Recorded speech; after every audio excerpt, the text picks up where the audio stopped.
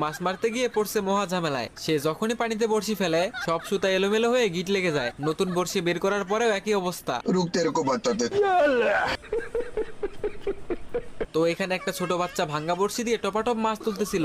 এইটা দেখে এই লোক যখনই সেখানে মাছ ধরতে যায়, তোর মরণের চুলকানি উঠছে। এইবার নদীতে এসে বড়শিতে টোপ লাগিয়ে পানিতে ফেলে। হায়রে কপাল, মাছে টোপ নিয়ে গিয়ে ভেঙে অমলেট বানাইতেছে।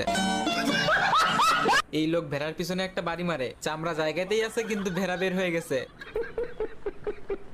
ভাই এইটা মুরগি না অন্য কিছু? আমার সাদা মনে প্রশ্ন, এই মুরগি টয়লেট করে কয়বার?